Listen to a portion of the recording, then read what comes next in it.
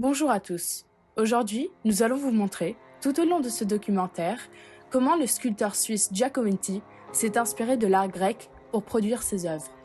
Nous allons voir comment l'homme au doigt, de 1947, aurait pu avoir comme inspiration la statue du dieu du Cap Artémission de l'époque classique grecque. Le dieu du Cap Artémission est une sculpture grecque monumentale, haute et large d'environ 2 mètres en bronze, datée vers 460 avant Jésus-Christ et conservée au Musée national archéologique d'Athènes. Premièrement, le bras gauche a été découvert en 1926, et puis le reste de la statue en 1928 au large du Cap Artémission au nord de l'île de Bé. Cette statue fait partie des rares bronzes grecs de grande taille encore conservés dans leur intégralité, avec l'Aurige de Delphes et les 2 guerriers de Rias. Le dieu du Cap Artémission se présente comme un homme nu, debout dans une position dynamique, jambes gauche tendues vers l'arrière et jambes droites pliées. Il se présente ensuite comme étant d'âge mûr et barbu.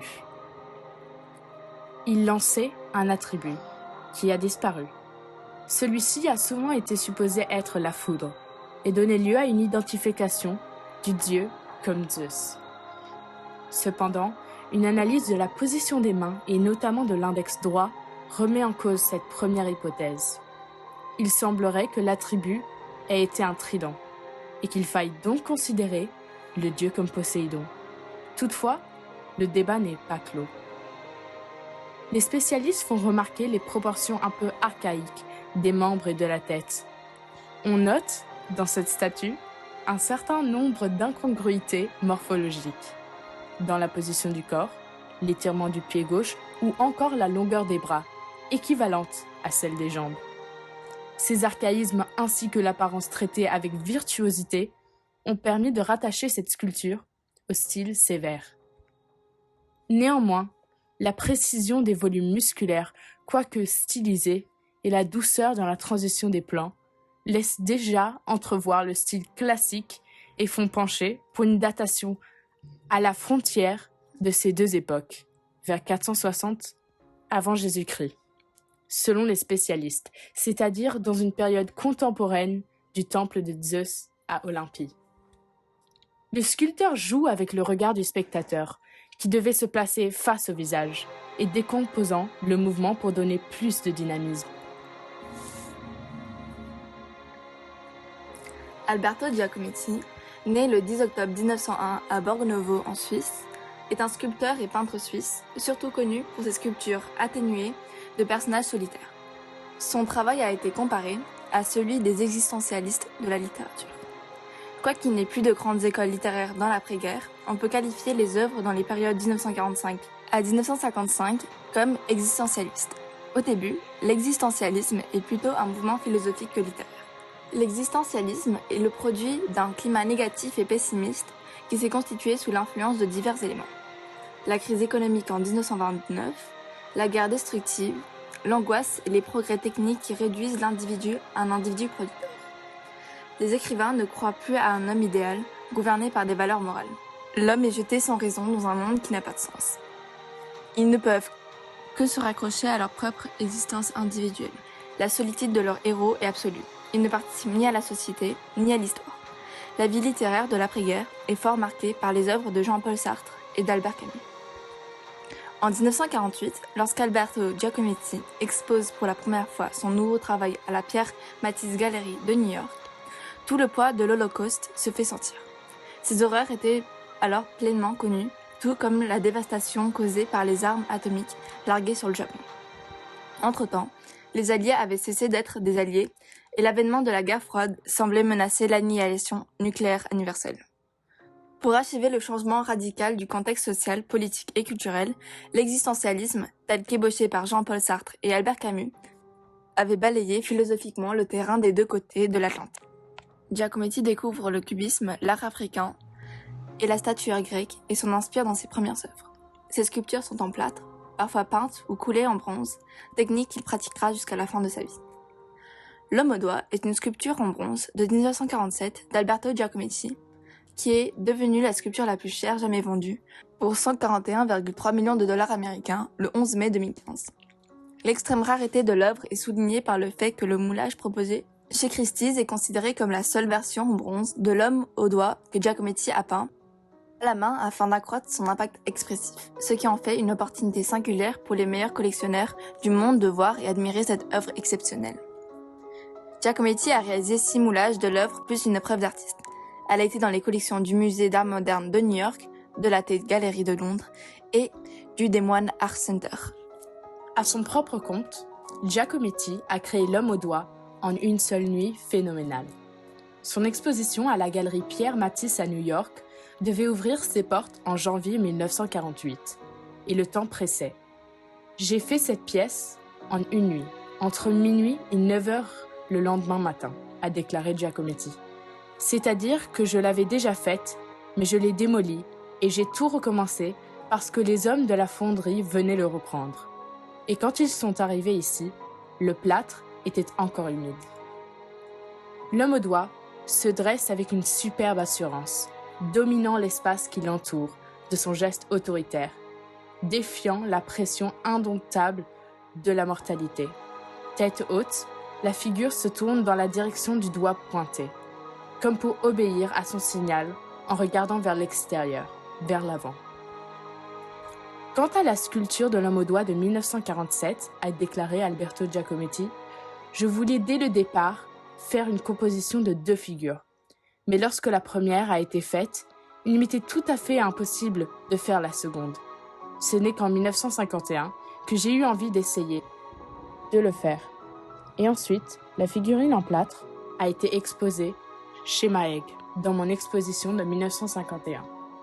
Ce n'était pas ce que je voulais et immédiatement, après l'exposition, j'ai détruit la figurine en plâtre qui n'a jamais été coulée en bronze. Il n'existe donc plus la première figure. L'homme au doigt restera seul. Durant la période d'après-guerre, Giacometti s'était donné pour défi et tâche de réinventer l'idée même de la sculpture, en brisant les conventions traditionnelles du modelage pour trouver une manière vraiment personnelle d'exprimer sa vision de la réalité. Pourtant, ces figures n'étaient pas sans précédent essentiel et important dans l'histoire de l'art. L'homme au doigt prend comme point de départ le grand Poséidon en bronze ou Zeus du cap Artémission, prêt à lancer un trident ou un coup de foudre, saisi au moment de la pause dans la pleine potentialité de son action à venir. Mais quelles sont les ressemblances entre ces 2 œuvres? Ces 2 œuvres sont tout d'abord faites de bronze. Elles se tiennent debout de long et sont de grandes statues. Leurs proportions similaires de 179 cm pour l'homme au doigt et 209 cm pour la statue du cap Artémission donnent l'impression qu'elles dominent l'espace qui les entoure. Une autre similitude que l'on peut distinguer est l'arrêt en plein mouvement de ces statues. Elles ont le bras et les jambes écartés et pointent un endroit précis vers l'avant. En bas pour celle de Giacometti et tout droit vers l'avant pour la statue grecque. Elles ont l'air d'avoir toutes les 2 été arrêtées en pleine action, comme si elles avaient été interrompues brusquement. On ne peut s'empêcher de remarquer que leur morphologie fortement similaire n'ont pas uniquement des similarités, mais aussi des différences. Quelles sont les différences entre ces 2 œuvres? Ce qui différencie ces 2 statues est tout d'abord leur différence morphologique. Alors que celle du cap d'Artémission représente un homme fort et musclé, celle de Giacometti représente un homme frêle, presque squelettique, à travers sa statue longue et allongée. Giacometti a gratté la musculature du corps, de sorte que la chair rongée par un terrible vide environnant, ou pour enregistrer l'air qui l'entoure comme une pression hostile. La statue du cap Artémission est ensuite fine et lisse, alors que la statue frêle et rugueuse est rêche, comme si elle avait été carbonisée ou corrodée.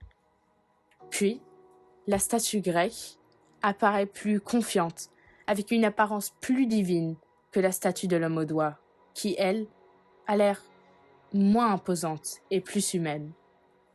En plus de cela, le regard détaché du dieu grec, avec sa posture rigide, donne un aspect inhumain, froid et réservé contre la statue de 1948, qui, avec son côté frêle, renvoie un sentiment d'apaisement, de compassion et chaleureux.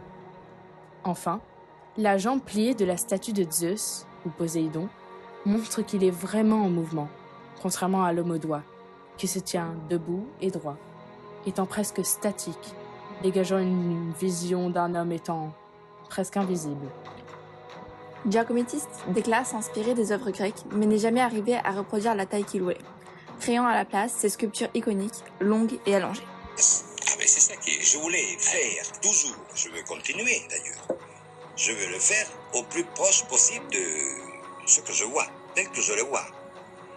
En le voulant faire de cette manière-là, malgré moi, tout à fait malgré moi, elle devenait allongée. Comme avant ça, elle devenait minuscule.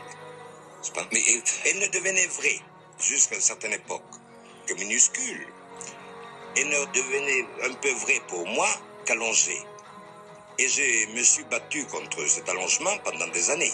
Dans ce même entretien, en 1958 sur France Culture, le sculpteur et peintre suisse Alberto Giacometti s'entretient avec Serge Jouet. Il se confiait sur la manière dont l'art grec, du plus archaïsme au moins ancien, nourrissait son œuvre. Oui. Et dans quelle mesure peut-être l'art grec dont nous parlons peut-il vous être une aide ou un modèle, une inspiration? Dans l'art grec, comme dans tous les arts du passé, ce qui me frappe, ce qui m'arrête, c'est à chaque fois, évidemment, ce qui me semble le plus vrai par rapport à ma vision du monde extérieur.